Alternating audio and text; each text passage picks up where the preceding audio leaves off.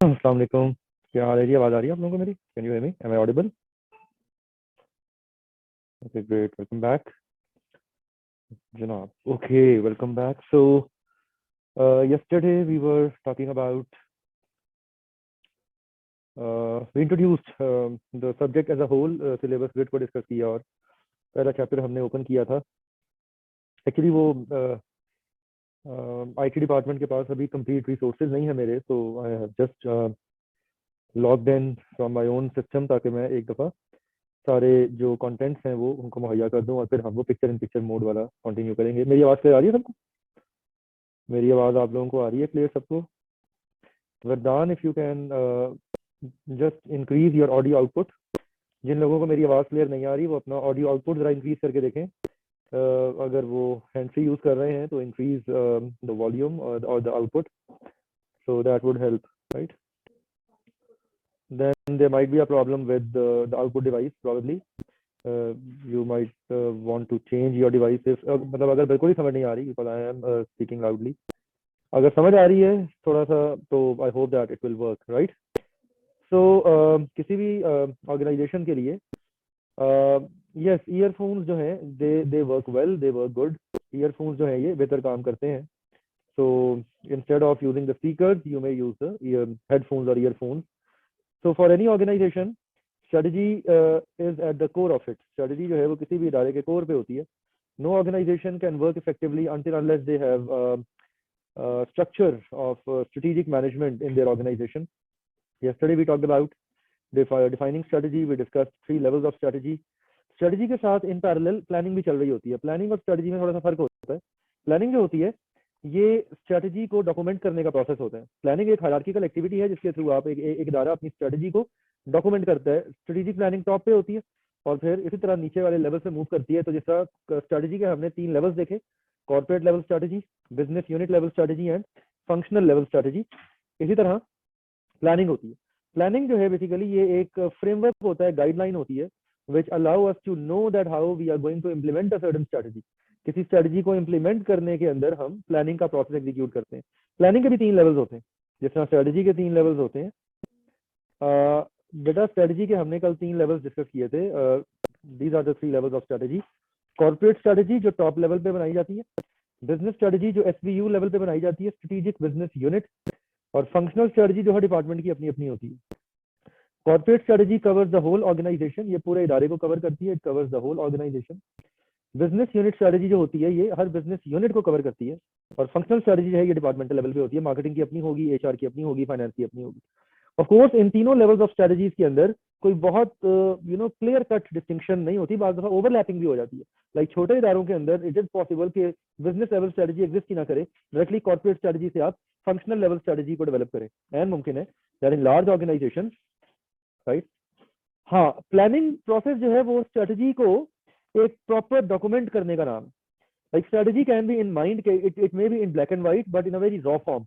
आप उसको जब एक प्रॉपर डॉक्यूमेंट करते हैं जिसमें आप अपने स्टेक होल्डर्स को एड्रेस करते हैं, स्ट्रेटजी के बारे में अपने स्टेक होल्डर्स को आगाह करते हैं, वो प्लानिंग के लेवल पे आ जाती है। Corporate strategy is the responsibility of top management. Yes, board इसमें प्राइमरी रोल प्ले करता है। CEO, chief executive officer for example, chief executive officer and other senior managers may also contribute to the corporate level strategy. Operational level strategy की last line बिल्कुल बताते हैं जी, just a minute, क्या कहती है last line operational strategy की। So okay, so operational level strategy defines how different functions of the business support the corporate and business level strategies. They are concerned with how the various functions will come together so that they can achieve the higher level strategies. For example, her business function की अपनी अपनी strategy होती है। Marketing की strategy होगी कि हमने let's say 3 नई मार्केट सेगमेंट्स को टारगेट करना है। एचआर की अपनी स्ट्रेटजी होगी, हमने ह्यूमन रिसोर्स टर्नओवर रेट कम करना है। फाइनेंस की अपनी स्ट्रेटजी होगी। Such corporate planning at the operational level is means oriented and most activities are concerned only with the ability to undertake direction. अभी जैसे हम प्लानिंग की बात कर रहे हैं, this will revert to the planning concept. Corporate planning जो होती है, जिसे स्ट्रेटेजिक प्लानिंग कहा जाता है, उसमें आप तीनों लेवल्स ऑफ स्ट्रेटजीज को ले डाउन करते हैं। In corporate planning, this is corporate planning, ये होती है कॉर्पोरेट प्लानिंग। कॉर्पोरेट प्लानिंग जो होती है, जिसे स्ट्रेटेजिक प्लानिंग भी कहा जाता है, इसके अंदर आप corporate plan, business level strategies और फंक्शनल लेवल स्ट्रेटजीज प्लान जो है उनको लेआउट करते हैं। ठीक है, all three of them. Yes, यानी इसका मतलब ग्रास रूट लेवल तक जाना, यानी ब्रॉड लेवल से स्टार्ट करके ग्रास रूट लेवल तक जाना। आप ग्रास रूट लेवल तक डिटरमिन करते हैं स्ट्रेटजी इंप्लीमेंटेशन के प्रोसेस को। Just not take it at the bird eye view level. इसको सिर्फ आप ब्रॉड लेवल पे नहीं रखते, बल्कि आप इसे ग्रास रूट लेवल तक लेके आते हैं। आप इसको सिर्फ बर्ड आई व्यू लेवल तक नहीं रखते, rather you bring it down to the grass root level. Tactical planning short term planning होती है, मतलब शॉर्टर होती है, एटलीस्ट इससे शॉर्ट टर्म होती है। टैक्टिकल प्लानिंग जो है, फॉर एग्जांपल जिसमें आप बजटिंग करते हैं, टिपिकल टैक्टिकल प्लानिंग की बेस्ट एग्जांपल होती है एनुअल बजटिंग। एनुअल बजटिंग जो होती है, this is a mean to achieve your strategic planning and a mean to achieve your strategic objectives. Long term strategic objectives को achieve करने के लिए डेवलप करते हैं। ऑपरेशनल प्लानिंग रोजमर्रा की प्लानिंग होती है। फॉर एग्जांपल आज की डेट में कितने यूनिट्स असेंबल होंगे, एक मैन्युफैक्चरिंग कंपनी में लेबर स्केड्यूलिंग करते हैं, that is operational planning, right. Means oriented से मुराद है कि आप डायरेक्शन तो देते ही देते हैं, ऑपरेशनल प्लानिंग आगे बताती है कि इसको हम अचीव कैसे करेंगे। मीन्स ओरिएंटेड का मतलब होता है that this is how we are going to achieve. For example एक मिसाल लेते हैं, एक कंपनी की बिजनेस लेवल स्ट्रेटजी है कि हमने लेट्स से हमने अपने करंट बिजनेस यूनिट के अंदर कॉस्ट लीडरशिप को अचीव करना है। Business level strategy is cost leadership strategy for example. हाँ Vardan, just a minute, let me complete the above question. अब कॉस्ट लीडरशिप स्ट्रेटजी को अचीव करने के लिए, ऐसा I will just get back to you, cost leadership strategy को achieve करने के लिए now what you do is, आप लोग क्या करते हैं, अब आप डिटरमिन करते हैं ओके फाइन, हमने अपनी कॉस्ट ऑफ प्रोडक्शन कम करनी है। तो cost leadership strategy business unit strategy है, और कॉस्ट ऑफ प्रोडक्शन को कम करना operational, like that is a mean to an end. Mean to an end का मतलब होता है कि आप एक क्या रास्ता अपनाते हैं किसी एक पर्टिकुलर टारगेट को मीट करने के लिए, इसे कहते हैं। तो ऑपरेशनल जो स्ट्रेटजीज हैं, they are actually means to the end, correct, they are means to the end. अच्छा, वरदान ने क्वेश्चन किया लॉन्ग टर्म, टिपिकली एक रूल ऑफ थंब है, less than a year short term कहलाता है, 1 साल से कम, 1 साल से कम का अर्सा जो होता है, a time frame less than a year is short term, a time frame between 1 to 3 years is medium term, and a time frame between 3 to 5 years or even more than 5 years is long term, right?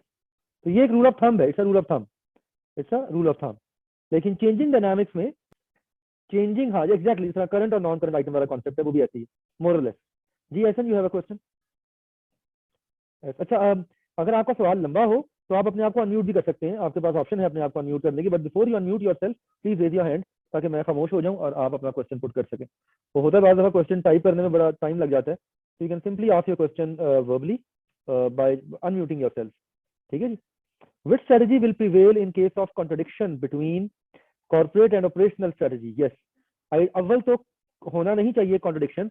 अगर आ गया है contradiction तो corporate level strategy को नहीं छेड़ेंगे, आप operational level strategy को change करेंगे। You will never alter with your corporate level strategy because that is where you have set the mission and overall direction of the company. आप operational level strategy को tweak करेंगे, उसे हिलाएंगे, उसको छेड़ेंगे, ताकि आप corporate level strategy के साथ उसको अलाइन कर सकें। That is more important, right? Clear?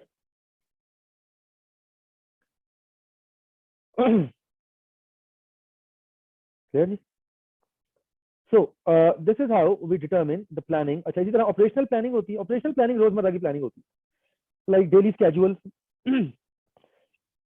Daily production activities, human resource planning for example, ठीक है, वर्कलोड मैनेजमेंट बिटवीन एम्प्लॉइज। अगर आप अपने एकेडमिक प्रोसेस की बात करें तो आपके time table for example, classroom management, ये सारी ऑपरेशनल प्लानिंग है, रोजमर्रा की प्लानिंग जो होती है। प्रैक्टिकल प्लानिंग की बेस्ट एग्जांपल है बजटिंग। और कॉर्पोरेट प्लानिंग जो होती है ये सारे के सारे लेवल ऑफ स्टडीज को कवर कर लेती है। इसलिए अक्सर कंपनीज एक स्ट्रेटेजिक प्लान बनाती हैं। आप देखें, गूगल करें, strategic plan is a document that encapsulates all different types of strategies which are going to be pursued by an organization. All different strategies that are going to be pursued by organizations, right? Well, Shiza has recommended कि question answer section अगर हम class के end पे कर लिया करें। शीजा, इसका एक फायदा भी है, इसका एक नुकसान भी है। इसका फायदा तो ये है कि फ्लो ऑफ डिस्कशन बरकरार रहेगा। इसका नुकसान ये है कि questions might skip your mind, question आपका माइंड स्किप कर जाएगा, हो सकता है लेक्चर के एंड तक सवाल आपको याद ही ना रहे। तो we can like mix and match use कर सकते हैं। जो तो क्वेश्चंस इंस्टेंट हैं, जो सवाल क्विक होते हैं, उनको हम फौरन एड्रेस कर लेते हैं। लेकिन अगर आपको लगे कि कोई आपका ऐसा क्वेश्चन जो है वो आगे डिस्कशन में एड्रेस हो जाएगा, तो फिर आप उसको बेशक होल्ड कर लें उस सवाल को। Yes yes, you can write your question as well. आप नोट भी कर सकते हैं question, of course you can note out the question. जी Ehsan, outcome and output effect strategy. Well, again, it is a very circumstantial phenomena. At times, your outcome and output drives your strategy. At times, your strategy determines your outcome and output. तो ये एक बड़ा circumstantial सा phenomena है। ये आपका 5th and 6th chapter में जाके ज़्यादा इसमें आएगी क्लैरिटी कि स्ट्रेटेजी जब आप डेवलप करते हैं तो उसमें कैसे आप अपने आउटकम को एस्टैब्लिश करते हैं। So just hold on to this thought. Let's reach the 6th chapter. Okay, ji. So coming towards a very important topic, strategic management process. What is strategic management process? Johnson and Scholes ने कहा कि strategic management is basically acquired or worked out, especially when organizations face ambiguous and non-routine situations and where organization-wide challenges exist in terms of managing resources, वसाइल को manage करना, in terms of determining the products, in terms of being competitive. तो किसी भी strategy के developmental process को और strategy के डेवलपमेंटल प्रोसेस से लेकर उसको इंप्लीमेंट करने तक के प्रोसेस को स्ट्रेटेजिक मैनेजमेंट प्रोसेस कहा जाता है। तो स्ट्रेटजी एक कोर्स ऑफ एक्शन है, लेकिन उस स्ट्रेटजी को मैनेज करना, उस स्ट्रेटजी को एक प्रोसेस का हिस्सा बनाना, इसे स्ट्रेटेजिक मैनेजमेंट कहा जाता है। जॉनसन, स्कोल्स एंड विटिंगटन के मुताबिक स्ट्रेटेजिक मैनेजमेंट प्रोसेस के 3 पिलर्स हैं। It has 3 pillars: strategy position, strategy choice and strategy implementation और स्ट्रेटजी इनटू एक्शन। और ये तीनों पिलर्स हमारे अगले तकरीबन 7 चैप्टर्स में कंप्लीट होंगे। ये डायग्राम क्विकली एनकैप्सुलेट कर रही है उन तमाम पिलर्स को जो हमने आने वाले चैप्टर्स में डिस्कस करने हैं। सबसे पहले हम डिस्कस करते हैं strategic position. An organization must know and an organization wants to know that what circumstances they have. उनका कॉन्टेक्स्ट क्या है, उनके सर्कमस्टांसेस क्या है। इसमें 3 बातों पे गौर फिक्र किया जाता है। सबसे पहले इदारे की एक्सपेक्टेशन और इदारे का purpose.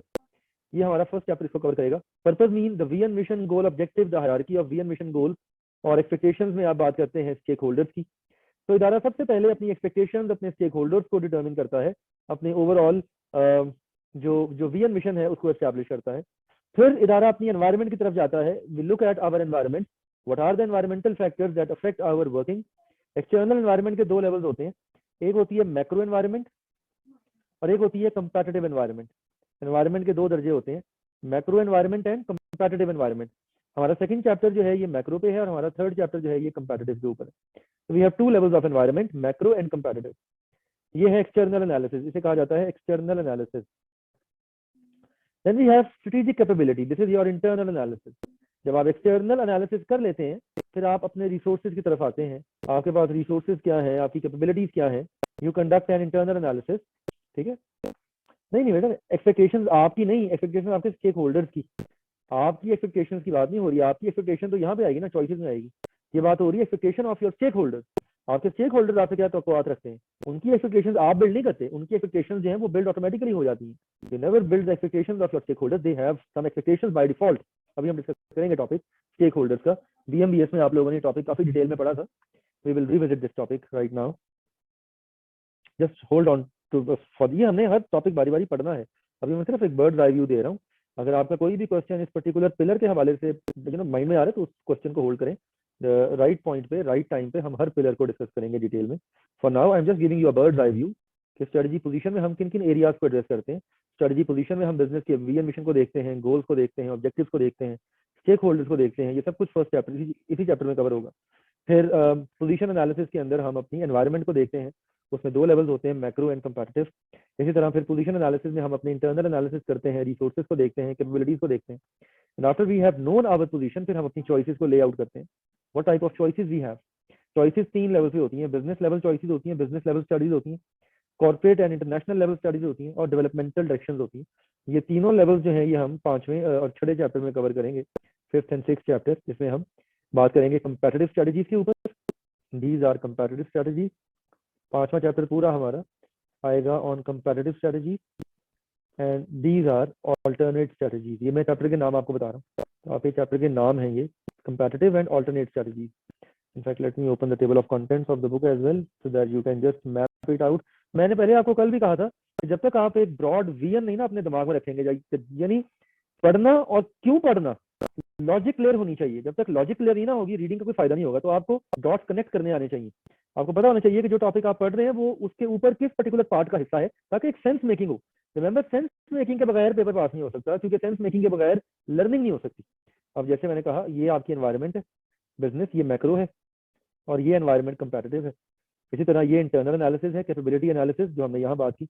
This is exactly capability analysis, ये जो भी हमने देखा हियर, कैपेबिलिटी एनालिसिस वर्ड भी उसने वही यूज किया है, right. Similarly chapter number 5 and 6 comparative strategies को बिजनेस स्ट्रेटजीज भी कहा जाता है, इसके दोनों नाम होते हैं। और इसके अलावा developmental strategies, growth strategies, corporate level strategies, international level strategies, all of these are called as alternative strategies. तो इन तमाम को हम एक चैप्टर में कवर करेंगे, इन तमाम को हम एक चैप्टर में जी बिल्कुल करूंगा। वो जैसे ही क्वेश्चन पास पेपर का आएगा इंस्टेंटली उसे कनेक्ट करूंगा। That's why I have connected my laptop today, ताकि मैं आज इंस्टेंटली आपको पास पेपर क्वेश्चंस जो हैं उनको दिखा सकूं, उनका हवाला दे सकूं। तो अभी हम topic by topic past paper questions को भी एड्रेस करेंगे, don't worry, right. And then in the last we have strategy into action. Strategy into action के अंदर हम डिस्कस करते हैं इंप्लीमेंटेशन को, organizational structure, organizing a strategy, enablers को डिटरमिन करना और चेंज को मैनेज करना। इन तीनों को हम एक चैप्टर में कवर करते हैं। चैप्टर का टाइटल जो है वो उन्होंने मैनेजिंग चेंज के हिसाब से दिया है, management change management, right. So but इसके अंदर कवर तीनों चीजें हो रही हैं, इसमें एनेबलर्स भी आ रहे हैं, इसके अंदर बिजनेस प्रोसेस भी, इंजीनियरिंग भी आ रही है इसके अंदर। तो उसने नाम चैप्टर का, आई एम क्वाइट सरप्राइज कि मैनेजिंग चेंज जो है, ये चैप्टर का नाम वैसे आइडियली होना नहीं चाहिए था, क्योंकि चेंज मैनेजमेंट एक पार्ट है इसका। पिछली किताब में इसका नाम था स्ट्रेटजी इंप्लीमेंटेशन, पिछली किताब में इस चैप्टर का नाम था। If I just show you the previous book as well, तो पिछली किताब में इस चैप्टर का जो नाम था that was strategy implementation. Here it is probably for the sake of clarity, यहाँ ये थी पिछली किताब, तो ये देखें यहाँ पे इसका नाम था स्ट्रेटजी इंप्लीमेंटेशन, 7 चैप्टर का, राइट। और सरप्राइजिंगली इन्होंने नाम बड़ा यूनिक कर दिया है। दो कवर ये वाला पूरा पोर्शन करेगा, इवन दो उसका नाम उन्होंने छोटा कर दिया है, मतलब चेंज मैनेजमेंट के लेवल पे लिया है, लेकिन ये वाला चैप्टर पूरा पोर्शन कवर करेगा। तो अभी हम एक कहते हैं ना बिल्कुल ब्रिस्क या एक बर्ड आई व्यू देखेंगे इन तीनों प्रोसेसेस का। तो स्ट्रेटजी पोजीशन के अंदर तीन चीजें होती हैं। Number 1, identifying the impact of external environment on strategy, environment का impact, then strategic capability, resource and competence, and then expectation and purpose. Broadly देखते हैं, क्विकली देखते हैं एनवायरनमेंट क्या होती है, उसके लेवल क्या होते हैं, इससे आगे जाकर तफसीली बात करेंगे। आगे आने वाले चैप्टर्स जो हैं हमारे वो एनवायरनमेंट को बहुत डिटेल में डिस्कस करेंगे, but for now we are just looking at it in a very quick manner. Environment कहते हैं anything that falls outside the boundary of an organization. जो भी एक इदारे की बाउंड्री की चीज बाहर होगी उसे उसकी एनवायरनमेंट कहा जाएगा। एनवायरनमेंट पॉलिटिकल लेवल पे होती है, इकोनॉमिकल लेवल पे। बीएमबीएस याद करें, पेस्ट का मॉडल पढ़ा था आपने, बीएमबीएस पेस्टल पढ़ा था आपने, या पेस्ट या पेस्टल पढ़ा था आपने। इनफैक्ट हो सकता है आपकी जब अटेम्प्ट थी बीएमबीएस की, आप में से किसी को पेस्टल का क्वेश्चन भी आया होगा बीएमबीएस के अंदर। प्रॉबेबली बीएमबीएस की अगर आपकी अटेम्प्ट 2019 की थी गालिबन, you might have attempted a question on PESTEL as well. PESTEL पे क्वेश्चन भी आया था। हिस्टोरिकल इफेक्ट्स किस चीज के बेटा Fatima? couldn't get your question. Historical effects of what or on what? तो बीएमबीएस में आपने पेस्ट पढ़ा था, राइट? आइडियली एनवायरनमेंट आपको बताती है आपकी अपॉर्चुनिटीज और आपके थ्रेट्स। एनवायरनमेंट से आपको दो बातों का पता लगता है, आपकी अपॉर्चुनिटीज क्या क्या है, like what type of opportunities a business has and what type of threats a business encounter. Chapter 2 और चैप्टर नंबर 3 जो है, इसमें हम डिस्कस करेंगे एनवायरनमेंट को। Then we talk about strategic capability. Capability mean एक इदारे के पास रिसोर्सेज कौन कौन से हैं, how an entity will achieve what they are trying to achieve, ठीक है, वो कैसे उसको अचीव करेगी। इसमें हम स्ट्रेंथ और वीकनेसेस का एनालिसिस करते हैं। तो collectively strategic position analysis short के ऊपर खत्म होता है। Collectively strategic position analysis short के ऊपर कवर होता है। हाँ, हिस्टोरिकल मीन्स पहले क्या हो चुका है एक इदारे के साथ, पहले एक इदारे के साथ क्या हो चुका है, what has happened in the past with organization, ठीक है, ये भी आप स्टडी करते हैं। Of course it's a part of your analysis, right. For example पिछले साल एक इदारे ने जब एक काम किया था, कोई नया प्रोडक्ट लॉन्च किया था, तो वो कैसा गया था।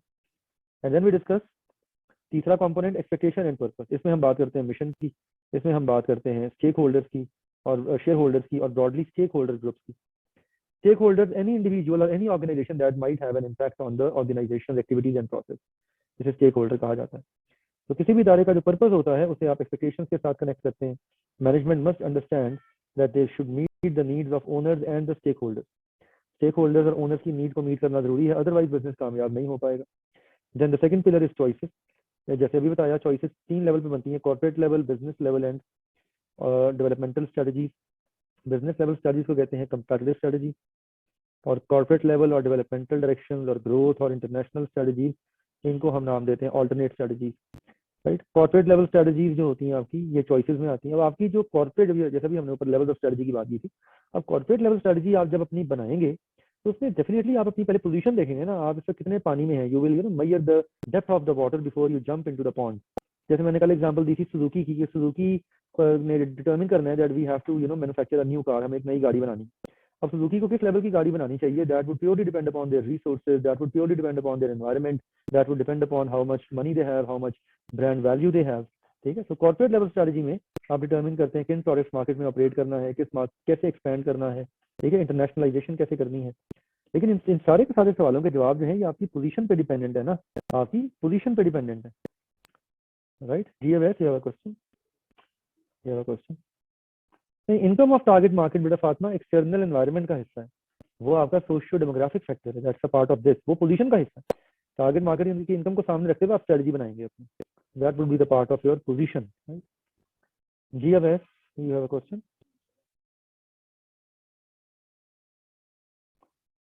इसी तरह बिजनेस लेवल स्ट्रेटजीज होती हैं हमारे पास, जैसे कॉस्ट लीडरशिप और डिफरेंशिएशन स्ट्रेटजी और फोकस स्ट्रेटजी, ये भी आगे जाके पढ़ेंगे, फोकस स्ट्रेटजी होती है।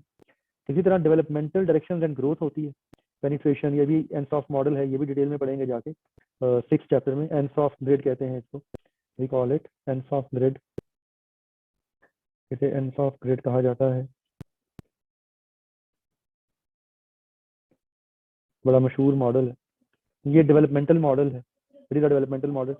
Then we talk about strategy into action. Strategy into action के अंदर फिर हम देखते हैं कि इदारे का स्ट्रक्चर, उसके एनेबलर, चेंज मैनेजमेंट प्रोसेस। ये थर्ड चैप्टर याद करें, बीएमवीएस का ऑर्गेनाइजेशनल स्ट्रक्चर पढ़ा था ना थर्ड चैप्टर में, एग्जैक्टली वो सेम टॉपिक यहाँ भी रिवाइज होंगे। आपका स्ट्रक्चर स्ट्रेटजी को इंप्लीमेंट करने में हेल्प करता है। Centralization, decentralization, remember, decision making process, outsourcing, different types of strategies are implemented when you make sure various components of the structure. Enabling कहते हैं resource utilization को, enabling का मतलब होता है utilizing the resources, resource utilization। enabling का मतलब होता है कि आप अपने वसाइल को कैसे बरूए कार लेके आते हैं, how effectively you bring your resources together। and then change management, अपनी environment के मुताबिक अपने आप को अपडेट करना, अपनी environment के मुताबिक अपने आप को रिफाइन करना। Implementing strategy always means having to make changes. Change management will successfully executed if you have understood your position। Change management को आगे जाके तफसील में देखेंगे। तो basically this is a bird's eye view of the whole strategic management process। इसका paper में, इस पूरे प्रोसेस को एग्जामिनर ने पेपर में एक दफा सिर्फ कवर किया था, and that was in summer 2016. Summer 2016 में एग्जामिनर ने एक क्वेश्चन पूछा था पेपर में। ये क्वेश्चन था 9 नंबर का सवाल था, 9 नंबर का सवाल था एग्जामिनेशन के अंदर। इसमें एग्जामिनर ने क्वेश्चन किया था, the examiner asked the question, in the present rapidly changing and highly competitive environment, strategic management has become an extremely challenging task for business leaders.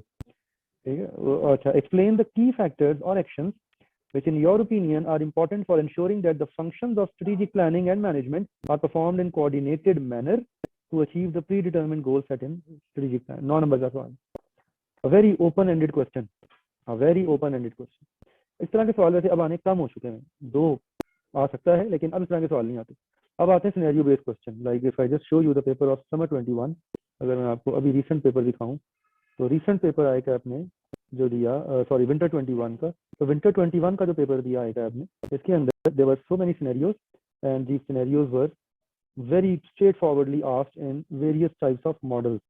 For example, clearly critical success factors पूछे, ठीक है, और strategy improvement पूछी, 11 number का सवाल था। यानी अब पेपर में क्लैरिटी आती जा रही है और अब 100% पेपर सिनेरियो था। क्लियरली मॉडल पूछा, greener growth model, frameworks and models maximum contribute करते हैं पेपर में, ये भी हम आगे जाके पढ़ेंगे। ग्रीनर ग्रोथ मॉडल, राइट, दो पार्ट थे इसी के ऊपर, ग्रोथ मॉडल के ऊपर, एक 5 नंबर का और एक 8 नंबर का, 13 नंबर का सवाल। इसी तरह ह्यूमन रिसोर्स मैनेजमेंट में से क्लियरली एक क्वेश्चन पूछा उसने आपसे, डिसिप्लिनरी ऑल्टरनेटिव्स का, परफॉर्मेंस अप्रेजल्स का। लाइक पहले बड़े ब्रॉड क्वेश्चन आया करते थे, अब ऐसे सवाल नहीं आते। 4 P's ऑफ मार्केटिंग, ये भी मॉडल है, ये पढ़ेंगे जाके मार्केटिंग में। इसी तरह मिरर टेस्ट पूछा, ये भी एक मॉडल है एथिक्स का, राइट। मिरर टेस्ट में अगर आप ये ऑडिट में भी पढ़ेंगे ऑडिट में भी आप एथिक्स एंड CSR पढ़ेंगे। इसी तरह CSR पॉलिसी के बारे में सवाल किया। तो पहले there was a time when examiner used to put questions in a broad sense.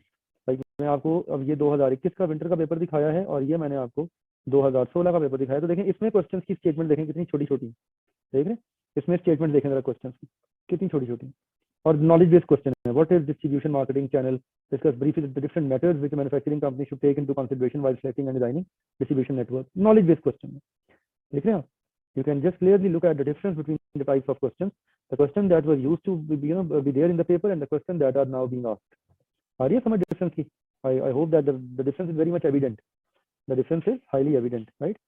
So basically होता ये है कि पेपर पॉइंट ऑफ व्यू से आपने क्वेश्चन को उसकी नौइयत के मुताबिक अटेम्प्ट करना होता है। Earlier there was a time, तो इस तरह के सवाल पेपर में आने कम हो गए हैं, लेकिन still it's a very open ended question. अभी 9 मार्क्स के लिए आप चाहें तो इस पूरे क्वेश्चन का आंसर एक पैराग्राफ में भी इनकैप्सुलेट कर सकते हैं, और आप चाहें तो इस 9 नंबर के लिए आप पूरा थीसिस लिख सकते हैं, पूरा इसके लिए आप एक दीवान लिख सकते हैं। यू कैन राइट पूरा 7 चैप्टर आप इसमें एक्सप्लेन कर सकते हैं, राइट। Now you have to decide, no it's not even, I believe कि सिनेरियो बेस्ड पेपर जो है it has a better chance for the students to pass the paper, क्योंकि इसमें आपके पास फ्लेक्सिबिलिटी आ जाती है अपने आइडियाज को एक्सप्रेस करने की।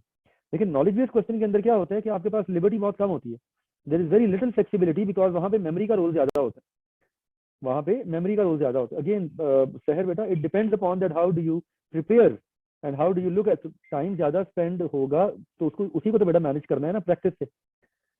शहर आस्किंग आंसरिंग योर क्वेश्चन, ये आपकी अप्रोच है कि आप तैयारी कैसे कर रहे हैं, ये आपकी अप्रोच है कि आप तैयारी कैसे कर रहे हैं, रीडिंग कैसे करनी है क्वेश्चन की, स्किम कैसे करना है क्वेश्चन को, अटेम्प्ट करते करते क्वेश्चन को कैसे पढ़ना है, यही तो हमें सीखना है ना। This is what we are here for, यही तो हम लोगों ने सीखना है, right. Practice will make us perfect. तो हम जितनी प्रैक्टिस करेंगे the better chances we will have ultimately to achieve a higher score और a better grade in the paper and ultimately pass the paper. तो प्रैक्टिस पे ही तो सारा फोकस रखना है। BMBS वाला जो कॉन्सेप्ट था कि कॉन्सेप्चुअल क्लैरिटी ही आगे कैरी होनी है। रिमेंबर SPM में याद रखिएगा कि पेपर को तैयार कर लेना, पेपर को तैयार कर लेना और पेपर को पास करना ये दो अलग अलग चीजें हैं। अगर आपने तैयार कर लिया है, अगर आपने तैयार कर लिया है पेपर को, तो इट नॉट नेसेसरीली मीन कि आप पास भी करेंगे, प्रोवाइडेड कि आपने एम्पल प्रैक्टिस की हुई है या नहीं की, इस पर डिपेंड करेगा, ठीक है, इस पर डिपेंड करेगा। तो आपने मेक श्योर करना है कि आपने एम्पल प्रैक्टिस करनी है, क्योंकि इस पेपर में सबसे ज्यादा जो चीज काउंट करेगी वो आपका एक्सप्रेशन होगा, the way you are going to express your thoughts in black and white. I hope you are getting me. So you are going to take this question as a homework. आप इस question को एक homework के तौर पे लेंगे और आप ये वाला जो क्वेश्चन है ये आप सबमिट करेंगे। इसका मैं स्नैप इसकी मैं ग्रुप पे भेज देता हूँ आपको। You will attempt this question as a homework and then we will discuss this question. We will discuss this question in the next class once I will have your attempts. So I just shared the question on the group. मैंने group पे question share किया है. I hope you have it now, right? So past paper questions हम साथ साथ definitely practice करते रहेंगे as soon as we cover a topic. So I would expect कि इस question के अंदर आप strategic management process को encapsulate करेंगे और आप उसके according response करेंगे. Okay, fine. Now we are going to talk about two topics जो आप already BMBS में पढ़ चुके हैं. एक organizational purpose and hierarchy of their vision mission goal और दूसरा stakeholders. ये दोनों topics आप BMBS में पढ़ के आ चुके हैं. जी, this is summer 16. ये summer 2016 का question है. This question belongs to summer 2016. मैं mention कर देता हूँ. It is summer 16 question number 4. Right? It is summer 16 question number 4. I have just mentioned it. तो summer 16 का ये सवाल नंबर 4 है. ये टॉपिक आपने पहले पढ़ा हुआ है हायरार्की ऑफ विजन मिशन गोल, लेकिन पहले आपने सिर्फ मिशन स्टेटमेंट को पढ़ा था कि मिशन स्टेटमेंट होती क्या है. अब आप मिशन स्टेटमेंट को क्राफ्ट करना भी सीखेंगे. You will now learn how to draw mission statement, how to write a mission statement. किसी भी स्ट्रेटेजिक प्लानिंग प्रोसेस के अंदर गोल्स, ऑब्जेक्टिव्स और स्ट्रेटजीज जो हैं ये एक हायरार्की का हिस्सा होती है. सबसे ऊपर होता है एक विजन. विजन से निकलता है मिशन, मिशन से गोल, गोल से ऑब्जेक्टिव और उसके बाद स्ट्रेटजीज. राइट. ये तो हमने खैर अब आने वाले रिमेनिंग चैप्टर्स में पढ़ना ही पढ़ना है onward. This is what we are going to talk about right now. Vision, mission, goal, objective answer what an organization is trying to achieve, and strategies answer how they will achieve that. Vision, mission, goal, objective बताते हैं कि एक इदारा क्या achieve करना चाह रहा है और strategies बताती हैं कि इदारा वो कैसे अचीव करेगा जो वो अचीव करना चाह रहा है. Right? If you remember BMBS 7 chapter में आपने ये हायरार्की ऑलरेडी पढ़ी थी. इनफैक्ट एग्जाम्पल भी सेम है, कंटेंट भी सेम है, कोई खास डिफरेंस नहीं है. You must remember that. उसमें सिर्फ विजन नहीं पढ़ा था आपने. There was not any discussion on vision. जी अभी आ रहे हैं इसके ऊपर बारी बारी पढ़ते हैं. बारी बारी इन चारों कंपोनेंट्स को पढ़ेंगे. Vision, mission, goals, objectives. आज की डिस्कशन का यही अल्टीमेट एम है कि इन चारों कंपोनेंट्स को रिव्यू करेंगे. विजन क्या होता है? Vision is a desired state of future, a desired optimal future state. Vision कहते हैं मतलब 8 से 20 साल बाद, 15 साल बाद एक इदारा अपने आप को कहाँ देखता है, ये उसका विजन होता है. फॉर एग्जाम्पल जिंदगी में कामयाब होना है, ये आपका विजन है. Vision is a very optimal future state that an organization desires to achieve. Vision statement typically one liner होता है, एक सेंटेंस होता है. जैसे फॉर एग्जांपल माइक्रोसॉफ्ट का विजन क्या है?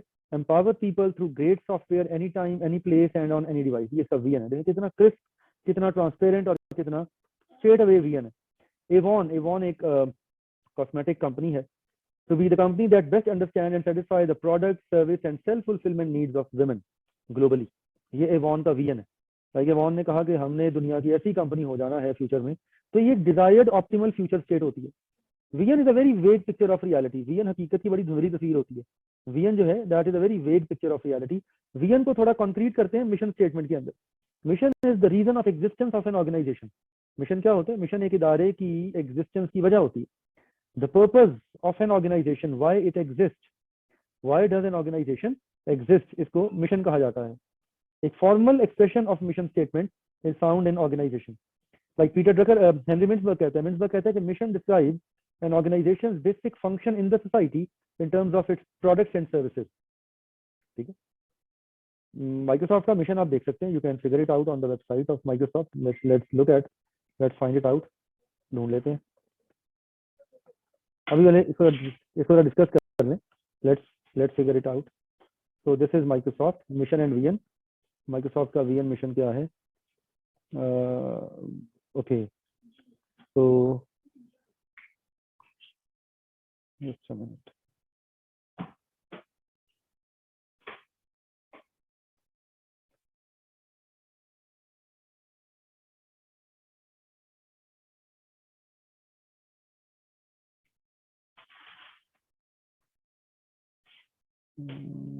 Figure it out. Normally website भी होना चाहिए बट वेबसाइट पे नजर नहीं आ रहा. Okay, who we are, our company. Let's look at our company. About में probably नहीं. यस, मिशन से आपकी स्ट्रेटजी निकलती है. मिशन से आपकी स्ट्रेटजी रिफ्लेक्ट होती है, बिल्कुल होती है. You can figure out it must be somewhere on the website. Anyhow आप इसको ढूंढ सकते हैं वेबसाइट के ऊपर. बट मिशन स्टेटमेंट एक ब्रॉड स्टेटमेंट होती है, थोड़ी सी एक्सटेंडेड स्टेटमेंट होती है. अभी हम इसकी एग्जांपल देखते हैं, किताब में आपकी एग्जांपल्स ही हैं. Mission is a very clear statement, Peter Drucker कहते हैं कि मिशन स्टेटमेंट से 4 सवालों के जवाब मिलते हैं। मिशन स्टेटमेंट से नहीं, वीएन से मिशन निकलते हैं। मिशन बताता है करंट पर्पस क्या है, वीएन बताता है फ्यूचर स्टेट क्या है। ठीक है, फ्यूचर स्टेट क्लियर होगी तो उसके लिए करंट पर्पस एस्टैब्लिश करेंगे ना। वीएन पहले आता है, मिशन बाद में आता है। ठीक है, ऑर्गेनाइजेशन के पास एक फ्यूचर एम होगा, फ्यूचरिस्टिक अप्रोच होगी तो ही उसके लिए वो एक मिशन बनाएंगे ना। ठीक है, जिंदगी में कामयाब इंसान बनने की ख्वाहिश होगी तो उसके लिए मेहनत करेंगे ना। तो वीएन जो है वो पहले आएगा, मिशन बाद में आएगा। Vision will come first and mission will come afterwards, right. तो एक टिपिकल मिशन स्टेटमेंट, अभी इसकी एग्जांपल देखते हैं। व्हाट इज आवर बिजनेस, हम करते क्या है। What value do we have for our customers, हम कस्टमर के लिए वैल्यू कैसे क्रिएट करते हैं। What will our business be, हमारा बिजनेस क्या होगा। ठीक है, this is growth oriented line. And what should our business be, हमारा बिजनेस क्या होना चाहिए। This is their social responsibility, हम सोसाइटी को हम क्या देंगे, what will be give to the society, what is the social responsibility of the business. So for any business organization, for any business entity, what is our business? What value do we create for our customer? What will our business be? What should our business be? ये 4 सवालों के जवाब देती है mission statement. जी वरदान, you have a question? वरदान, आपका सवाल।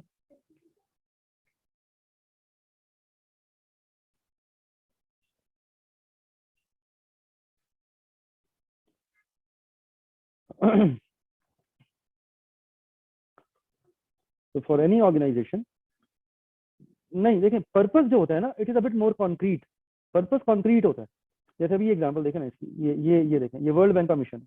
पर्पस में डिग्री ऑफ कॉन्क्रीटनेस ज्यादा होती है as compare to vision. Vision में कॉन्क्रीटनेस नहीं होती, वीएन के अंदर कॉन्क्रीटनेस नहीं होती, मिशन के अंदर कॉन्क्रीटनेस ज्यादा होती है। वर्ल्ड बैंक का मिशन क्या कहते हैं, our dream is world free of poverty. This is what we do, this is our purpose. ठीक है, ये हमारा, ये व्हाट इज आवर बिजनेस, हम करते क्या है। ठीक है ना, ठीक है, to fight poverty with passion and professionalism for lasting result, right. This is what we do, ये हम करते हैं। To help poor people help themselves and the environment by providing resources, sharing knowledge, building capacity, forging partnership. This is where they are, explaining their values. हमारी values क्या हैं? How do we create value for our customers? To be an excellent institution, able to attract, excite and nurture diverse and committed staff. ये अपनी growth की बात कर रहे हैं यहाँ पे। तो मिशन थोड़ा सा एक्सटेंडेड होता है, लाइक मिशन में थोड़ी सी डिटेलिंग ज्यादा होती है। विजन जरा क्रिस्प होता है। मतलब let's take a few examples. Nestle की एग्जांपल लेते हैं। नहीं, ये देखें, आवर ड्रीम इज, ये इनकी CSR है, ये कॉर्पोरेट सोशल रिस्पॉन्सिबिलिटी है इनकी। ठीक है, what should our business be, ये इसका जवाब दे रहे हैं एक्चुअली। ठीक है, इसका जवाब दे रहे हैं। इसका ऑफ कोर्स ये भी एक कॉर्पोरेट सोशल रिस्पॉन्सिबिलिटी भी एक फ्यूचरिस्टिक स्टेट ही है, but that might be a part of your mission statement. That is a part of your mission statement. ये आपकी मिशन स्टेटमेंट का हिस्सा है। पेपर में एक क्वेश्चन आया, let's do some practice. Paper में एक सवाल आया, एक मिशन स्टेटमेंट क्राफ्ट करनी थी। There was a question in examination, it was required to craft a mission statement. Let's see कि किस किस्म की मिशन स्टेटमेंट थी और उसको कैसे क्राफ्ट करने को कहा गया था।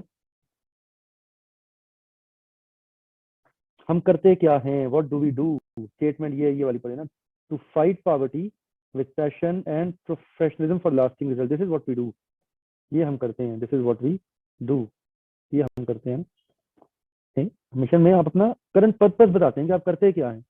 मिशन स्टेटमेंट का क्वेश्चन पेपर में एक दफा आया रिसेंटली तो शायद नहीं आया, काफी पहले आया था, विंटर 16 में। लेकिन खैर ये नॉलेज बेस्ड क्वेश्चन था। ये सवाल था समर 14 में और समर 13 में। ये दोनों सिनेरियो बेस्ड क्वेश्चन थे, इसमें आपको मिशन स्टेटमेंट क्राफ्ट करने को कहा गया था, समर 13 एंड समर 14। तो पास्ट पेपर जो हैं वो इतने पुराने भी अभी तक वैलिड हैं क्योंकि इनके अंदर, तो इट वाज समर 2013 और समर 13 में क्वेश्चन नंबर कौन सा था। समर 13 का सवाल नंबर था 3 का part B. Summer 13 question number 3 part B.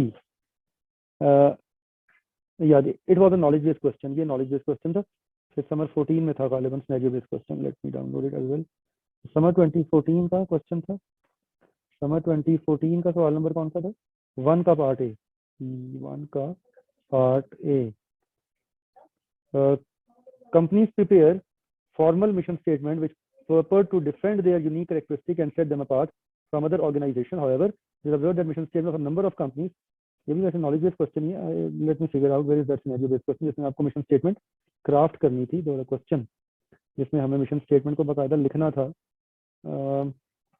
Then it might be question number 1 part B of but winter 16 might not be. Just a minute. ऐसे भी कुछ पुराना क्वेश्चन था, मैं अभी आपको दिखाता हूँ सवाल। वैसे वो आपकी प्रैक्टिस क्वेश्चन के अंदर भी वाला सवाल गिवन है, वो वाला सवाल आपके प्रैक्टिस क्वेश्चन के अंदर भी गिवन है। But let me just open winter 2016 paper, winter 16 का क्वेश्चन नंबर 1 का पार्ट बी था ये। या it was also a knowledge based question. Mission और वीएन के डिस्टिंक्टिव इंग्रेडिएंट्स बताने थे, नहीं, then it must be an earlier question. Okay, let's look at it. ये बट ये आपकी जो आपके प्रैक्टिस क्वेश्चन है ना, उसके अंदर ये वाला क्वेश्चन गिवन है फर्स्ट चैप्टर के एंड पे। Let me bring it up. पहले चैप्टर के एंड पे प्रैक्टिस क्वेश्चन में ये, this is the question. East west centre of diabetes एक नॉट फॉर प्रॉफिट ऑर्गेनाइजेशन है जो कि ओवरसीज पाकिस्तानी फिलैंथ्रोपिस्ट के डोनेशन के ऊपर चलती है और डायबिटीज के अगेंस्ट मेडिकल सर्विसेज देती है। Prepare a mission statement for East West Center of Diabetes, stating its purpose, identifying its core values. The mission statement should be brief, simple, and clearly highlighting the important purpose. अब example क्या है, east west centre of diabetes एक not for profit organisation है जो कि substantial donation receive करती है from group of overseas Pakistani. East west centre has ambitious plan to develop institution into an absolutely world class research and teaching university cum hospital. The hospital would provide infrastructure, facilities, and medical care by a team of highly reputable consultants. It is envisaged to provide treatment for diabetes, which is growing at an alarming rate and adversely affecting the health of large segment of the population in all age groups. The university would also help to produce qualified doctors who would specialize in the treatment of patients. उसने आपको basic information दे दी है और इसी information को use करते हुए आपने mission statement को क्राफ्ट करना है। हमेशा मिशन स्टेटमेंट जो है वो आप स्टार्ट करते हैं टू बिकम और to establish something like that. If you look at the answer, तो इसका जो आंसर है ये मिशन स्टेटमेंट बनेगी इसकी। ये East West Center of Diabetes is committed to development of human capability through sharing of knowledge, application through services. It seeks to prepare, अब ये information कहाँ से आ रही है, सिनेरियो से आ रही है। It seeks to prepare individual who would be exemplary doctors through excellence in research and education, all dedicated to provide meaningful contribution to the society in the treatment of diabetes.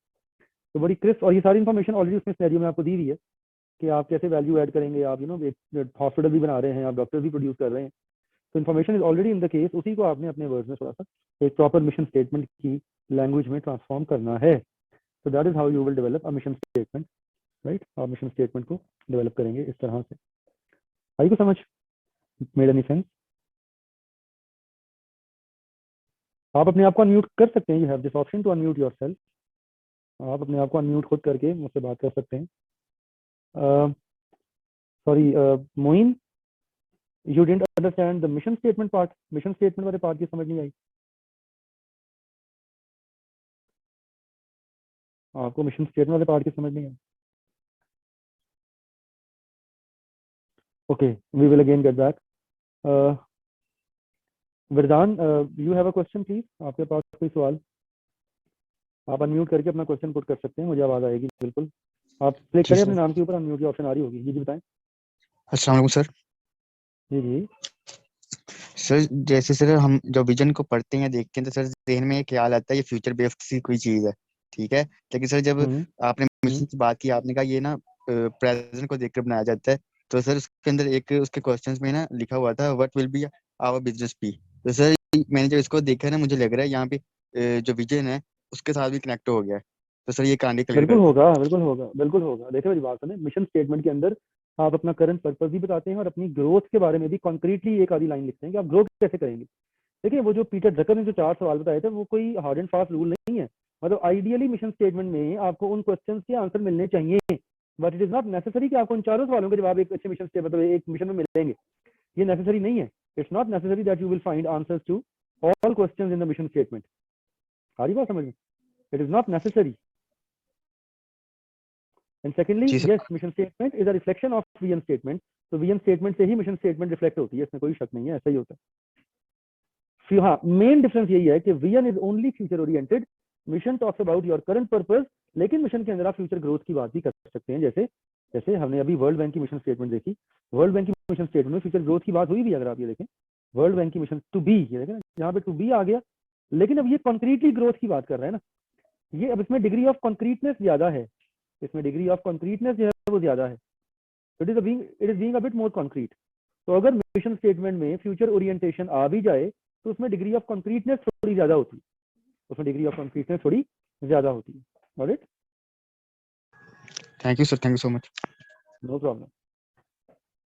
I hope now it made sense. नहीं, not at all. No, not at all. In a scenario based question, you need not to refer. हाँ, अगर उसने theory मतलब अगर उसने question में नाम लेके पूछा है, किसी थ्योरेटिकल लेंस के थ्रू क्वेश्चन किया है, फिर तो लाजमी है, फिर तो जरूरी है। लेकिन अगर थ्योरेटिकल लेंस के बगैर क्वेश्चन किया है, फिर जरूरी नहीं है। अगर थ्योरेटिकल लेंस के बगैर क्वेश्चन किया है, फिर जरूरी नहीं है। ठीक है, then it's not necessary, right. Long term mission भी लॉन्ग टर्म है, वीएन भी लॉन्ग टर्म, दोनों लॉन्ग टर्म, मिशन वीएन दोनों long term, right. Any question? यहां तक कोई सवाल? आगे 2-3 मिशन और दिए गए हैं, फाइजर का, कोडैक का। Any question so far? I hope it is clear for now.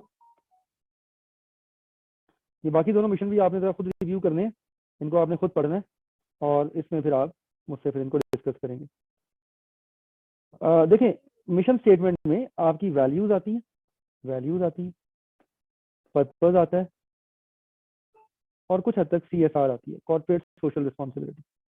ये 3 चीजें एक मिशन स्टेटमेंट में आपने जरूर हाईलाइट करनी है। Whenever you right a mission statement, इसमें आपने ये 3 चीजें लाजमी हाईलाइट करनी है। ठीक है, बैक का मिशन भी आपको मिलेगा उनकी वेबसाइट के ऊपर, you might find it on the website of back.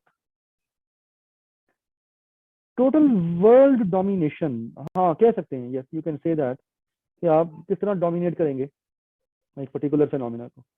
Yes, clear है जी? डाइजेस्ट हो जाएगा इतना कंटेंट कि आगे बढ़े?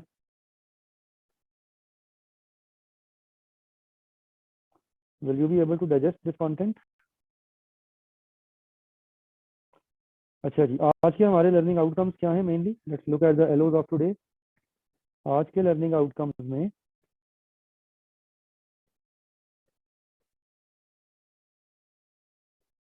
लेवल्स ऑफ प्लानिंग,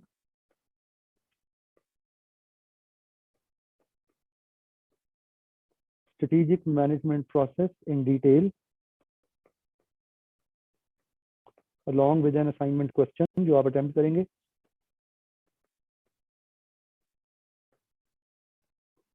ये आप अटेम्प्ट करेंगे। उसके बाद ओवरव्यू ऑफ हायरार्की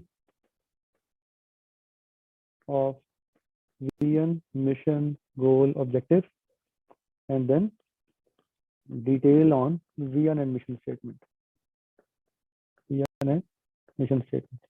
लेकिन टाइम की किल्लत की वजह से it might not be possible कि हम सारे प्रैक्टिस क्वेश्चंस को खुद रिव्यू कर सकें, लेकिन मैं आपको प्रैक्टिस क्वेश्चंस रेफर जरूर करूंगा जो आपने कम से कम रिव्यू जरूर करने हैं। ठीक है, तो आपके फर्स्ट चैप्टर के एंड पे सेल्फ टेस्ट क्वेश्चंस हैं कुछ। At end of the first chapter you will find some self test questions. इन क्वेश्चंस में से मैं आपको रिव्यूअल क्वेश्चंस, नो हाथ से लिखना है, पेपर आपने मैनुअली अटेम्प्ट करना है ना, तो इसकी तो आपने राइटिंग प्रैक्टिस भी साथ साथ करनी है। वर्ड में आपने टाइप नहीं करना अपना जवाब, आपने हाथ से लिख के उसका स्क्रीनशॉट लेके उसे आपने PDF में कन्वर्ट करना है, और वो आप फिर अगली क्लास से पहले मुझे सबमिट करेंगे। ठीक है, मैं उसको रिव्यू करके उसके ऊपर आपको फीडबैक दे दूंगा, right. And you will directly send it to my inbox with your name and your section. ठीक है जी, मैं I am trying to as early as possible book जो है वो आप तक पहुंच जाए। बेटा अभी जो बुक पैक में अवेलेबल है वो STM के कंटेंट के मुताबिक चेंज नोट्स लगा के अपडेट कर दी गई है, लेकिन अगर आपने लिटरली STM की ही किताब लेनी है तो उसके लिए थोड़ा सा वेट करना पड़ेगा। इस वक्त जो पैक में बुक अवेलेबल है उसको अपग्रेड कर दिया है, उसमें चेंज नोट्स इंसर्ट कर दिए गए हैं। ठीक है, और वो वाली बुक रेडी टू परचेज है इस वक्त। ठीक है, लेकिन वो चेंज नोट्स को किताब का हिस्सा बनाना, फिर उसे पब्लिकेशन में भेजना, that might be a few weeks, let's say if not months, a few weeks might be. लेकिन जो करंटली बुक अवेलेबल है उसको STM के लेवल पे अपग्रेड कर दिया है, क्योंकि BMS और STM में चेंज बहुत ज्यादा नहीं है। ये जो आप अभी चैप्टर पढ़ रहे हैं, पहला चैप्टर, ये BMS का चैप्टर ही है, और ये एज इट इज STM के अंदर मौजूद है। आप कंपेयर करके देखें दोनों चैप्टर्स को किताब से। तो जो करंट बुक है ना BMS वाली, उसका टाइटल अपग्रेड हो गया, उसके अंदर चेंज नोट्स लग गए, उसके चैप्टर्स के नाम अपग्रेड हो गए, उसमें नई सिलेबस ग्रेड इंड्यूस हो गई, जो उसमें नए नए टॉपिक्स ऐड हुए हैं वो ऐड हो गए, जो पुराने टॉपिक्स, कुछ एक जो टॉपिक्स एलिमिनेट हुए वो माइनस कर दिए। तो ये चीजें तो डेफिनेटली क्लास में हम साथ साथ भी डिस्कस करेंगे। If you want to get the book you can take very comfortably the current book available at PAC, right? That is fair enough for you. ठीक है. लास्ट अटेम्प्ट मींस विंटर 21 वाली जो किताब है जी, लेकिन उसमें कुछ चेंजेस है ना, तो वो चेंज नोट्स मैंने मुहैया किए हैं पैक के पब्लिशर को, तो वो चेंज नोट्स में चैप्टर बाय चैप्टर, फिर आप भी वो साथ साथ चेंजेस नोट करते जाइएगा चैप्टर बाय चैप्टर. लेकिन बेटा फहद, अगर तो आपका कोई टाइम कंस्ट्रेंट नहीं है फिर तो लाइव सेशन में फ़ायदा है. रिकॉर्डेड सेशन री इंस्टेट करने के लिए होता है. रिकॉर्डेड सेशन री इन्फोर्स करता है आपके अंडरस्टैंडिंग को. ठीक है, अगर आप एक टॉपिक को फ्रेश रिकॉर्डेड सेशन से पढ़ने की कोशिश कर रहे हैं, that might raise so many question in your mind, but unfortunately क्योंकि वो रिकॉर्डेड सेशन है, आप उसको सवाल पूछने की पोजीशन में नहीं होंगे. रिकॉर्डेड सेशन का पर्पज होता है री इंस्टेट करना, री इन्फोर्स करना लर्निंग को जो आप लाइव सेशन में लेते हैं. क्वेश्चनिंग की फैसिलिटी आप मुझसे व्हाट्सएप पे पूछ सकते हैं, लेकिन अगर आप रिकॉर्डेड लेक्चर अपना लेक्चर ले रहे हैं तो you can always ask question on WhatsApp, I will be ready available to answer. लेकिन एक होता है ना लाइव इंटरेक्टिव क्वेश्चन जो होते हैं, वरदान प्रैक्टिस करें, कॉन्सेप्ट क्लियर करें, पंक्चुअल रहें, इंशाल्लाह पेपर पास हो जाएगा. ठीक है.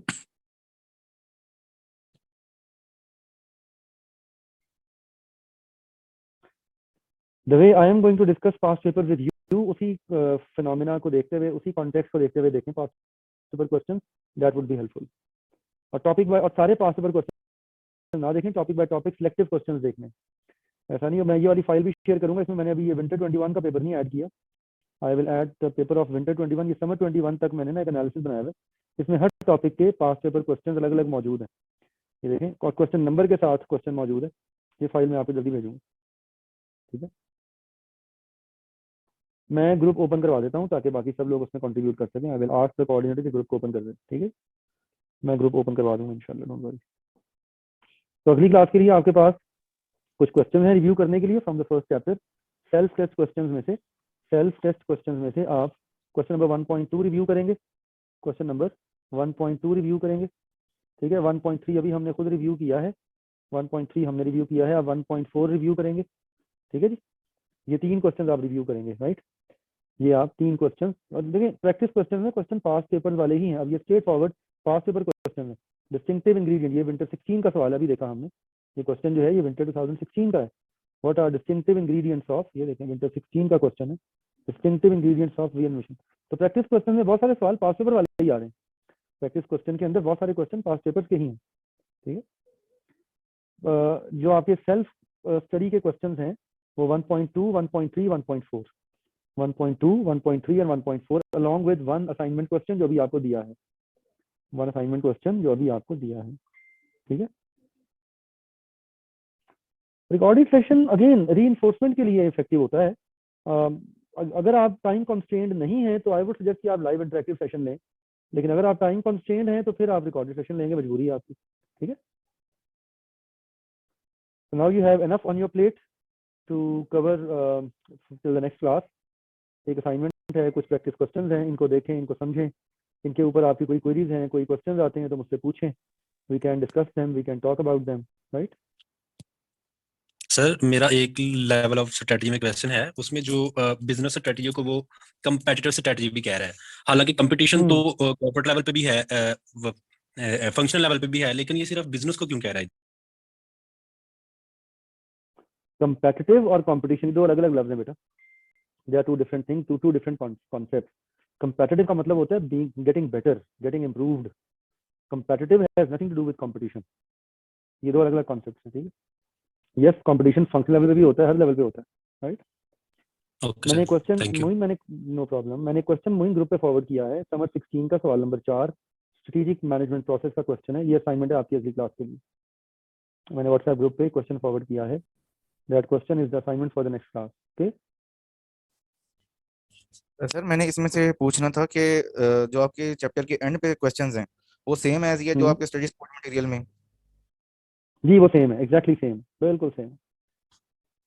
यानी मतलब यहाँ से हम 1.1, 1.2, 1.3 एंड 1.4 कर सकते हैं? नहीं, जो जो जो अभी जो किताब का सेकंड एडिशन है उसकी बात कर रहे हैं जी, जो आपने आज नोट शेयर किए थे ग्रुप में. हाँ नहीं नहीं नहीं नहीं नहीं, उसके अंदर डिफरेंट होंगे.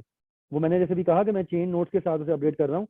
फिलहाल प्रैक्टिस क्वेश्चंस के लिए, फिलहाल प्रैक्टिस क्वेश्चंस के लिए आप ICAP के स्टडी टेक्स्ट को रेफर करें प्लीज, क्योंकि इस चैप्टर के एंड पे जो प्रैक्टिस क्वेश्चंस हैं वो थोड़े से डिफरेंट होंगे. Let me check as well. इस चैप्टर के एंड पे जो प्रैक्टिस क्वेश्चन हैं, क्योंकि उसके अंदर पास पेपर क्वेश्चन भी ऐड किए हुए हैं।